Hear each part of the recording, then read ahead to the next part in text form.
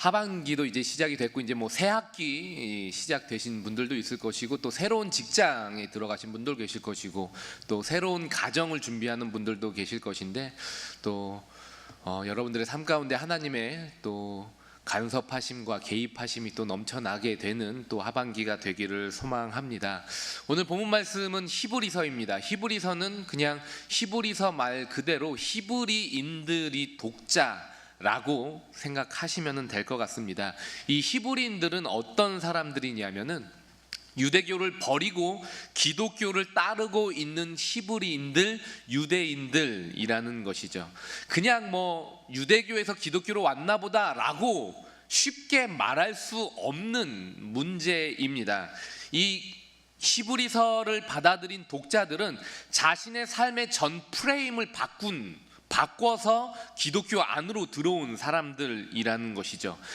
지금도 유대인들에게 있어서는요, 율법과 전통은요, 삶의 전부라고 말할 수 있습니다. 이 율법과 유대인들의 전통을 버리고 자신의 삶의 기반을 포기하고 예수와 복음을 따르기로 결정해서 자신의 전 프레임을, 이전에 있었던 프레임을 삭제하고 예수라는 프레임 안에서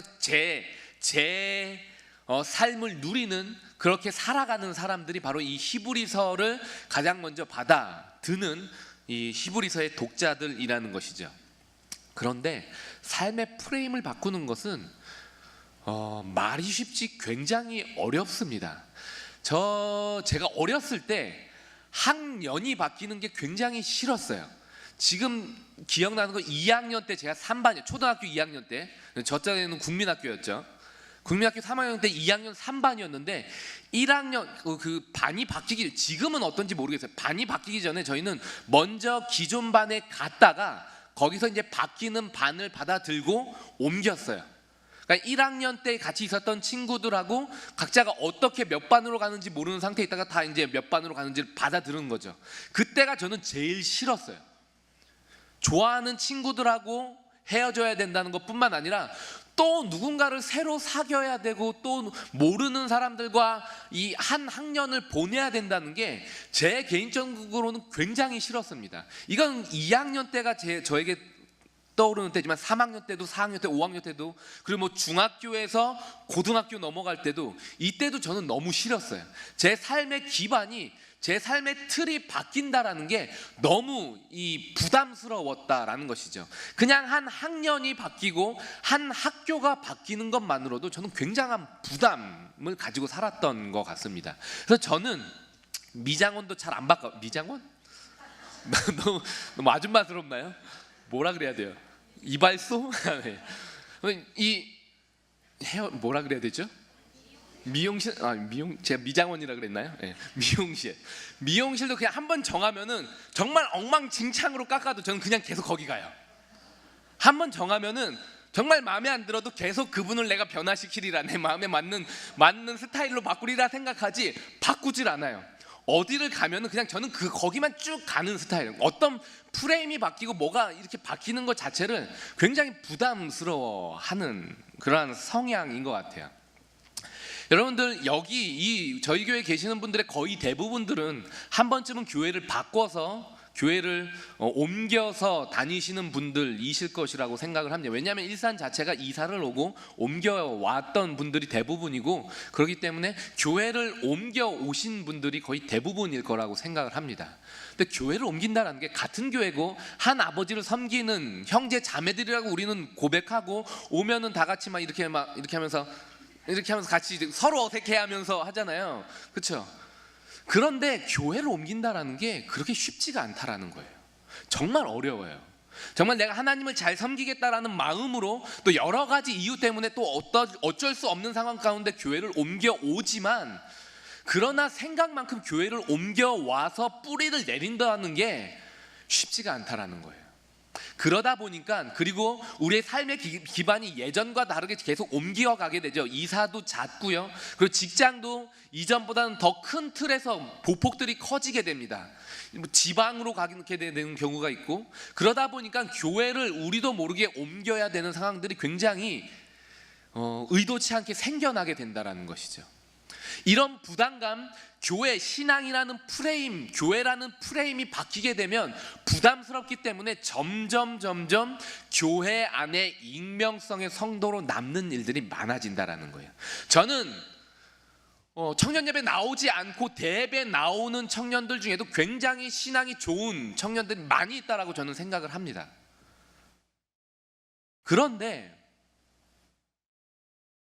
그렇게 점점 우리도 모르게 교회 안에 중심에 들어오지 않고 밀려나는 이유가 신앙이 좋지 않기 때문에 그런 것이 아니라 우리가 어찌할 수 없는 프레임, 이 프레임이 바뀐다는 것 자체가 굉장히 부담스럽기 때문에 생겨나는 원인들 중에 하나라고 말할 수 있다라는 것이죠. 이것이 전부의 원인이 될 수는 없지만 우리의 신앙을 우리의 중심에서 조금씩 밀려나게 만드는 하나의 요소라고도 말할 수 있을 것 같습니다.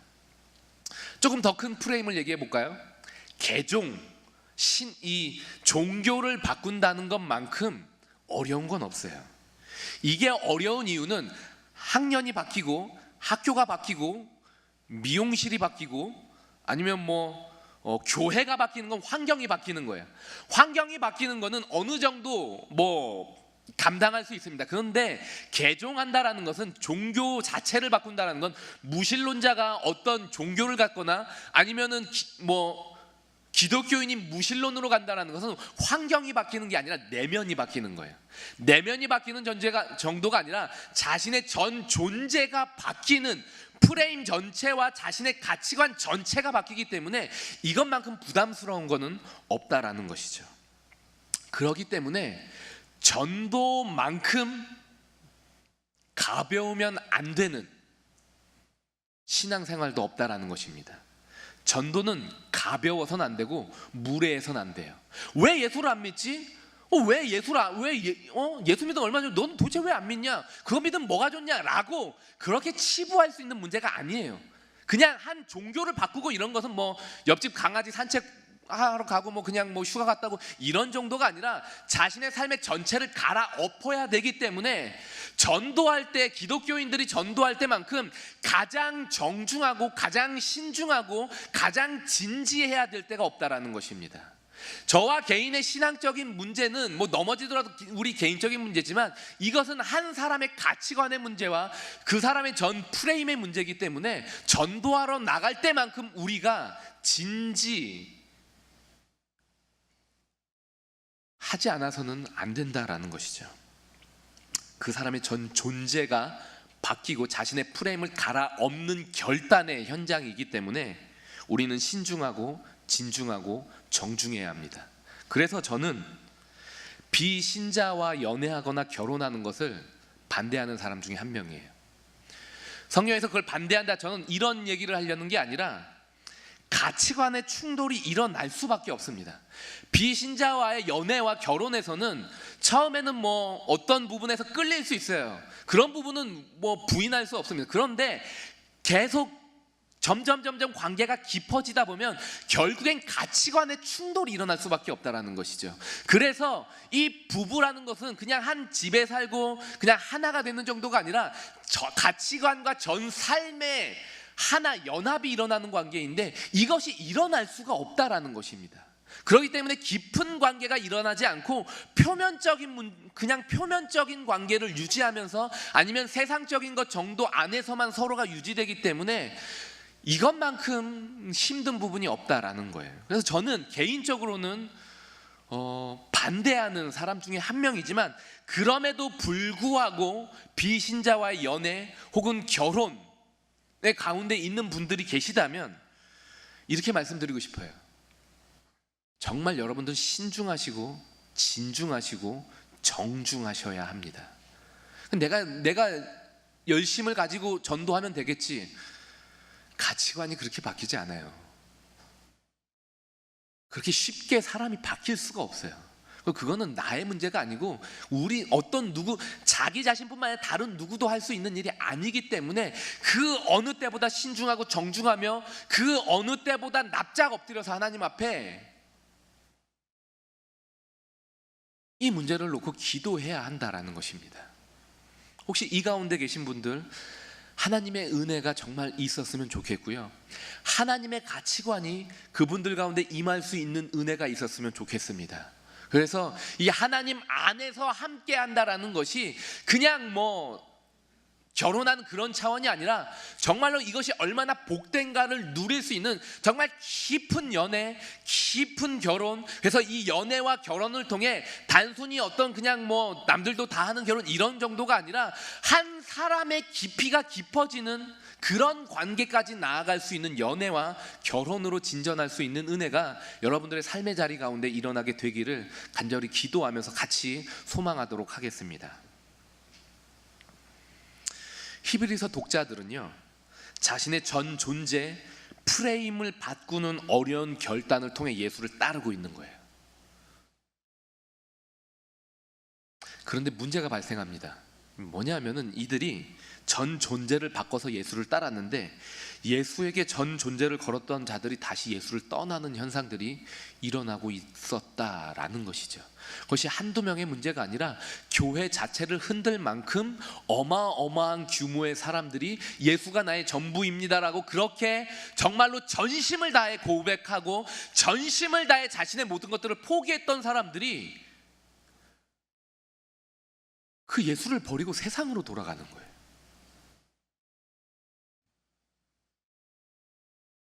어떤 사람들은요, 다시 이전의 유대교로 돌아가고요. 또 어떤 사람들은 그 시대의 주류인 그리스의 철학으로 돌아가고요. 또 어떤 사람들은 그 시대의 절대 권력인 로마의 신화로 돌아가는 현상들이 발생하기 시작했다라는 것입니다. 이들은 왜 그랬을까요? 전부를 걸 가치를 예수 안에서 발견했던 사람들인데 왜 이들이 다시 자기의 자리로 돌아갔을까요? 생각했던 것보다 예수가 빨리 오시지 않으셨습니다. 예수를 믿고 예수가 오실 것이라고 기대했는데 예수가 오기 전에 핍박 가운데 죽는 사람들이 눈앞에 보이는 거예요. 예수를 믿으면 조금은 나아지지 않더라도 평안이 있을 거라 생각했는데 평안이 임하는 것이 아니라 예수를 믿기 전에 유대교 안에 있을 때는 경험해보지 않았던 핍박이 예수를 믿기로 결정하고 예수 안에 있자 어마어마하게 밀려 들어오기 시작하는 것입니다.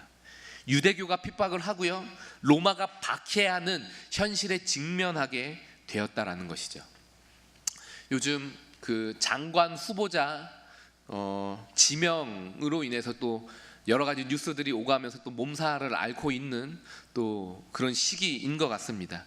그 가운데 한 후보자의 기독교 신앙 때문에 논란이 일었던 적이 있어요. 이 분의 기독교 신앙, 특별히 창조 신앙에 대한 지적으로 인해 후보를 사퇴해야 된다라는 엄청난 비난을 받는 모습을 뉴스를 통해 보게 되었습니다. 근데 이분이 이렇게 얘기를 했어요. 자신의 창조 신앙에 대해 지적하면서 어떻게 한 후보자가 한 국가의 어떤 장관이 되는 사람이 기독교라는 이 한 종교 그리고 창조 신앙을 기반으로 특별히 과학이나 이런 부분들이 집결되어 있는 그 장관을 맡을 수 있느냐라고 맹비난을 받자 이렇게 자기 자신을 해명했습니다. 창조론을 믿는 것이 아니라 나는 성경에 기록된 창조 신앙을 믿는 것일 뿐입니다. 이분은 다시 한번 말씀드릴게요. 나는 창조론을 믿는 것이 아니라 성경에 기록된 창조 신앙을 믿는 것입니다 라고 해명을 했어요. 그랬더니 다시 비난이 일기 시작했습니다. 뭔 소리야? 저도 무슨 소리인지 모르겠어요. 계속 들었어요. 뭔 소리지 이게? 창조론을 믿는 건 아닌데 창조 신앙을 믿는 거라는 이게 뭔 소리지? 예수를 믿는 사람, 정말로 이 창조 신앙을 갖고 있는 사람의 편을 들려고 해도 이게 뭔 소리인지 모르겠어요. 예수를 믿지 않았다면 이분에게는 이런 비난, 이런 논쟁, 이런 질타 받지 않았을 것이라고 저는 생각을 합니다. 그런데 예수를 믿지 않았을 때 맞닥뜨리게 되는 수많은 세상의 지적과 세상의 논란 가운데 맞닥뜨리게 된다라는 것이죠. 이럴 때 기독교인들은 세 가지 태도를 취하는 것 같습니다. 첫 번째는 이렇게 애매모호하게 도망치는 거예요. 뭔 소리인지 모르게 애매모호한 태도를 취하는 거죠. 두 번째는 히브리서 독자들처럼 예수를 버리고 다시 이전의 삶으로 돌아가는 것입니다. 예수 없는 삶. 마지막은 끝까지 예수를 붙들며 견고하게 자기가 믿는 바대로 어떤 비난과 핍박과 박해가 오든지 믿는 바대로 상황을 뚫고 나가는 그리스도인들이 있었다라는 것이죠. 이 시대의 기독 청년들도 동일한 이 시대에 기독교인이기 때문에 맞닥뜨리게 되는 세상의 비난, 핍박, 유혹 있을 것이라고 저는 생각합니다. 대학교 MT가 여러분들에게 그런 자리가 될 수 있고요. 직장에서의 회식 혹은 술자리 이런 것들이 여러분들 가운데 그리스도인다운가, 그리스도인답게 살 것인가를 혼란스럽게 만드는 부분일 수 있을 것이라고 생각을 합니다. 이 중에 이성 친구가 있는 분들도 계실 거예요. 다른 친구들은 1박 2일로 여행을 가는 게 자연스럽고 자랑스러워요. 페북에 올리고 그렇게 다니는 것이 큰 기쁨을 누리는 거라고 얘기를 합니다. 제가 섬겼던 중등부 학생이 페북에 사진을 올렸는데 남자친구하고 호텔방에 있는 사진을 올렸어요. 너무 마음이 아팠어요.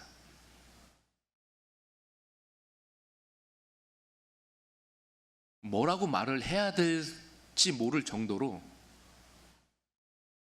자괴감? 내가 뭐 하려고 한 거지? 너무 해맑은 얼굴이었어요. 여러분들에겐 이런 도전 없습니까? 세상은 1박 2일 뭐 여행 갔다 올 수 있지. MT, 술자리. 우리는 애매모호함 아니면 부인함 아니면 나를 위해 자기 자신을 버리신 예수의 마음을 아프게 하지 않기 위해 다시는 더럽고 추잡한 자리 가운데 넘어가지 않기 위해 신앙을 따라 살고 있습니까? 저는 MT, 술, 여행이 잘못됐다고 말하는 게 아니에요. 우리는 이 시대의 도전 앞에서 어떤 태도를 취하고 있는가 돌아봐야 한다는 것입니다.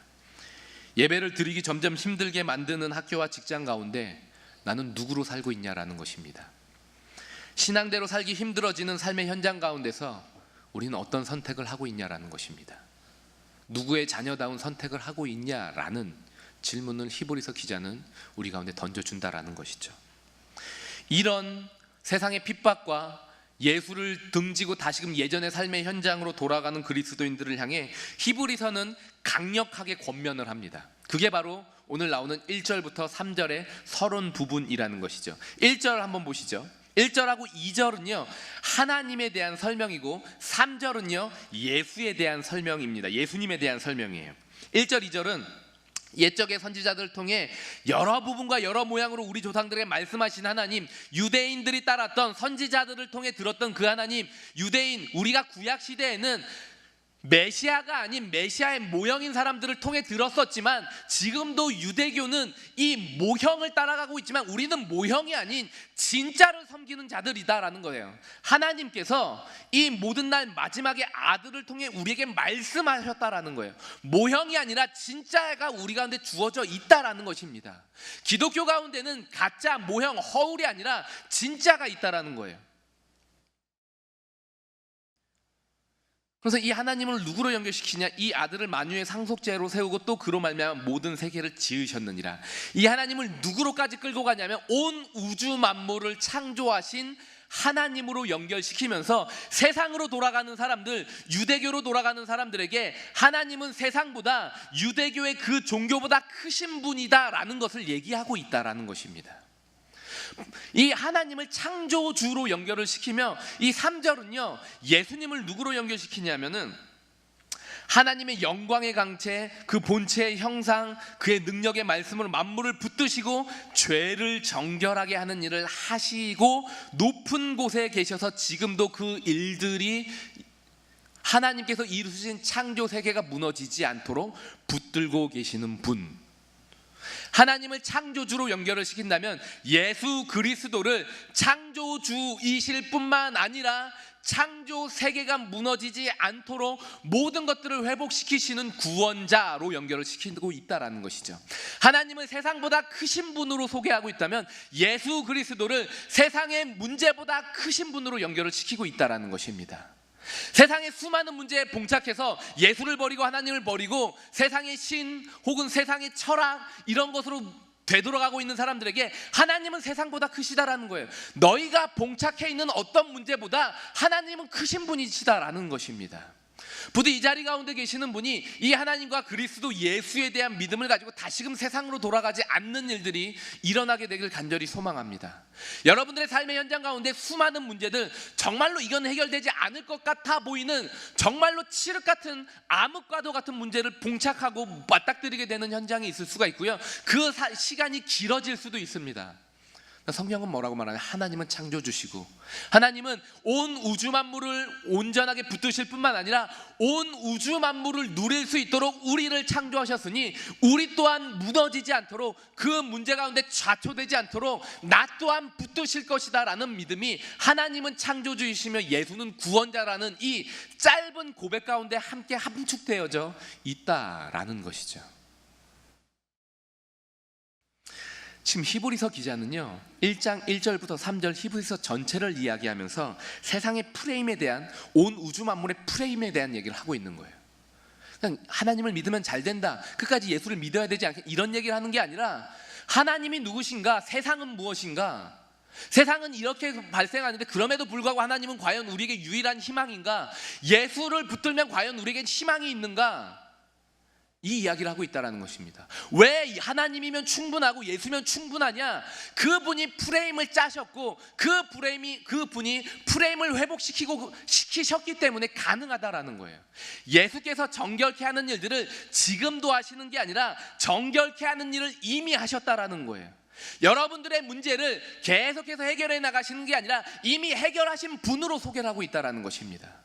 이분이 바로 예수 그리스도라고 얘기를 하고 있기 때문에 예수면 충분하다라는 거예요. 그래서 히브리서는 끊임없이 우리에게 이렇게 반문한 거예요. 어찌 하나님을 버리고 세상으로 돌아갈 수 있느냐? 어찌하여 그러냐? 그럴 수 없다라는 거예요. 그럴 수 없다라는 것입니다. 지금 시대도 끊임없이 그리스도인들을 세상으로 돌아가게 만들고 있습니다. 창조주 하나님을 밀어내고요, 그 자리에 과학을 신이나 진리로 끌어올려놔서 이 시대의 절대 진리는요 과학이 되어버렸어요. 과학과 충돌하는 성경, 과학과 충돌하는 기독교, 과학과 충돌하는 죽은 사람이 살아나는 부활, 이거는 구시대의 산물이 되어버렸습니다. 과학은 우리 가운데 많은 유익을 줍니다. 스마트폰도 많은 유익을 주고요, 과학을 통해서 문명은 발달하고요, 저와 여러분들은 편하게 살아가요.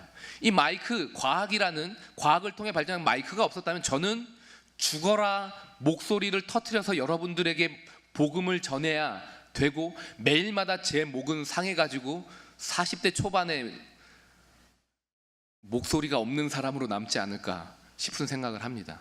과학이라는 건 굉장한 편리와 발달을 우리의 삶 가운데 가져다 준다라는 것이죠. 그런데 과학은요 삶의 궁극적인 목적에 대해서는 말해주지 못해요. 과학은 이렇게 얘기하죠. 세상이 어떻게 발생했습니까? 어떻게 발생했습니까에 대해 과학은 이렇게 얘기를 합니다. 빅뱅, 우연히. 그러면은 왜 빅뱅이 일어났습니까? 무슨 목적을 가지고 빅뱅이 발생을 했고 무슨 이유 때문에 빅뱅이 발생했습니까에 대해서 말하지 못해요. 어떻게는 말을 합니다. 근데 왜, 그리고 무엇을에 대해 말하지 못하는 게 과학의 한계라는 거예요. 과학은 좋은 것이지만 분명한 한계를 가지고 있습니다. 저와 여러분들의 존재의 이유와 목적에 대해 과학은 말해줄 수 없어요. 그래서 과학 안에서만 살아가는 사람은요, 어떻게 살까 어떻게 살까 어떻게 살까만 고민하다가 치여 살고, 내가 왜 살지, 내가 무엇을 위해 살아야 되지라는 자신의 삶의 존재에 대해서는 해결점을 찾지 못해요. 그래서 과학에 있는 사람은 편리할진 모르겠지만 존재의 허무감 가운데 빠지게 된다라는 것이죠. 또한 세상은요, 구원자 예수님을 밀어내고 그 자리에 심리학을 진리로 끼워 넣기 시작했습니다. 창조주 하나님을 몰아내고 마치 과학이 창조주인 것처럼 얘기를 했다면, 구원자 예수님을 몰아내고 그 자리 가운데 우리의 마음 가운데 있는 내면의 상처, 내면의 어두움, 아픔, 두려움들을 해결할 수 있는 방법으로 심리학을 밀어넣기 시작했다라는 것이죠. 그래서 심리학이 갖고 있는 핵심은 뭐냐면요, 인간의 내면을 지배하고 있는 신을 무의식이라고 얘기합니다.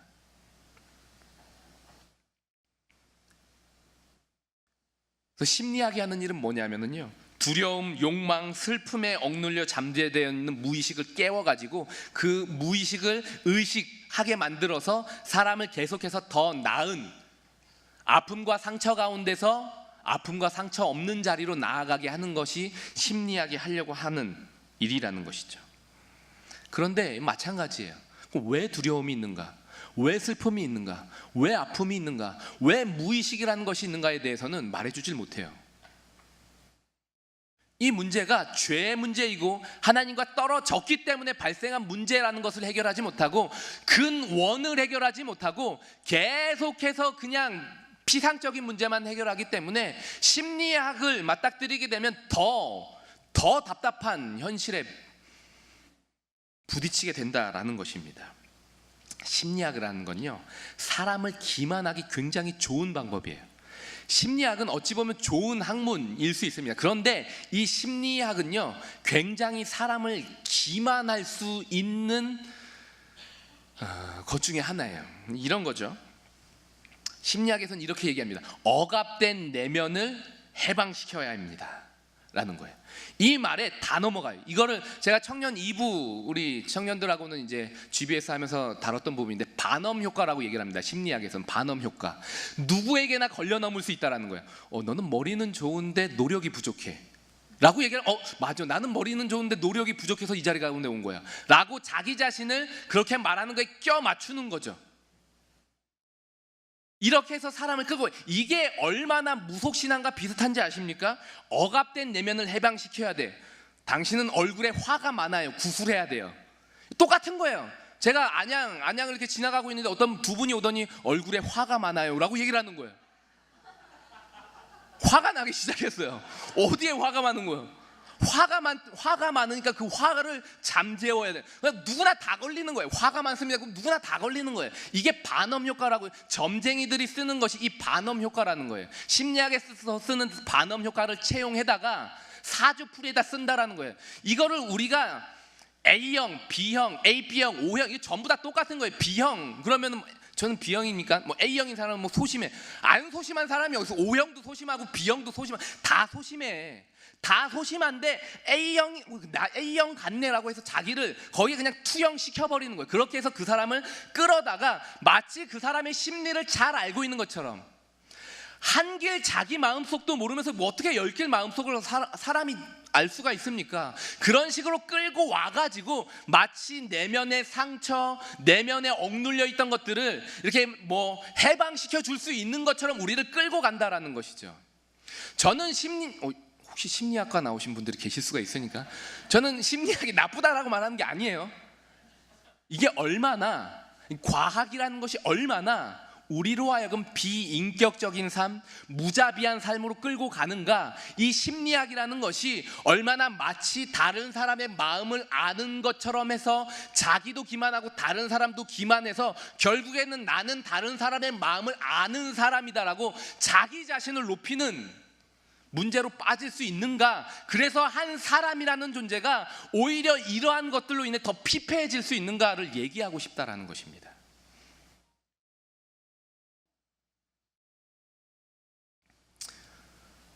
말씀의 마무리를 짓도록 하겠습니다.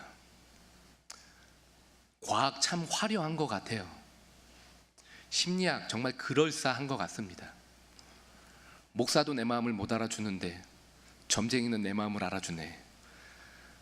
목사님도 내 마음을 못 알아주네. 성경도 내 마음을 못 알아주는데 오늘의 운세 원숭이 자리는 내 마음을 알아주네. 그럴 수 있어요. 원숭이 자리, 정말 제가 원숭이 띠기 때문에 정말 기가 막혀요. 오른쪽으로 가지 말래요. 기가 막혀요. 뭐 어떻게 왼쪽으로만 가야 돼요? 어떻게 해야 되는 거예요? 근데 기가 막히게 내 상황하고 맞아요. 또 오른쪽으로 갔다가 뭔가 안 좋은 일이 오른쪽으로 가지 말았어야 되는데 이렇게 되는 거예요. 그렇게 끌려다닐 겁니까? 그렇게 시간을 허비할 거예요? 성경은 이렇게 얘기합니다. 뭔가가 부족해서 다시금 세상으로 돌아가려고 하는 사람, 하나님을 믿는데 부족한 것 같고 예수를 믿는데 뭔가가 내 삶이 부족한 것 같다고 느껴지는 사람에게 성경은 이렇게 말하는 거예요. 하나님이 창조주시고 예수가 구원자시고 그 하나님은, 예수님은 내 현재의 문제뿐만 아니라 이미 창세 전에 내 모든 문제를 해결하기 위해 모든 프레임을 짜줬고 모든 계획을 세우셨으며 그 일들을 이미 예수 안에서 실현시키셨고 다시 오실 예수를 통해 내 눈앞에 보여질 것이다라는 거예요. 이것이 믿음이라는 것입니다. 이 믿음 가지고 이겨내시는 은혜가 있기를 바랍니다. 제 아들이요, 팽이치기를 해요. 요즘에 팽이치기는 이렇게 막 줄을 당겨가지고 막 베이블레이드 해가지고 막 다 분리되고 막 이런 거예요. 제가 막 이게 사줬는데 여기 휴가가 마지막 날에 이제 친구랑 같이 저희 집 뒤에서 팽이치기를 하는데 자꾸 제가 다 사줬어요. 모든 필요한 걸 사줬고 다 물어봐서 걔가 원하는 완벽한 걸 사줬어. 근데 자꾸 옆집에 걸 힐끗거리는 거예요. 얘 건 팔았네. 야, 나도 칼 한번 당겨보면 안 돼? 제가 물어봤어요. 너 칼 살래? 줄 살래? 나는 칼 필요 없어. 줄 살 거야. 아니야, 칼도 있으면 좋지 않겠니? 줄 하나 있으니까. 아니 아빠, 나는 줄이 좋아. 줄이 2개나 있어요. 근데 자꾸 남의 집 칼을 갖다가 나 한 번만 해보면 안 돼? 나 이거 한번. 너무 앞에서 보고 있는 화딱지가 나는 거예요. 내가 아빠가 사라 그랬잖아. 아니 아빠, 나 그냥 이게 해보고 싶어서. 자꾸 기웃거리니까 자기가 부족하다라는 기웃거리는 모습은 너무 마음이 아프고 너무 화딱지가 나요. 하나님이 우리를 보시는 모습 이러지 않았으면 좋겠습니다. 세상의 화려함, 마치 세상이 알아주는 것 같은 그 상황 가운데 휘둘리지 않았으면 좋겠어요. 세상 가운데 개 끌려다니듯이 질질 끌려다니지 않는 삶이 여러분들의 삶, 저의 삶이 되었으면 좋겠습니다. 여호와는 나의 목자시니 내게 부족함이 없으리로다. 이 고백이 실제가 될 수 있었으면 좋겠습니다. 우리의 삶에 부족하다라고 느껴지는 것은 여호와가 부족하기 때문이 아니라 여호와가 나의 목자라고 여기지 않는 나의 문제라는 거예요.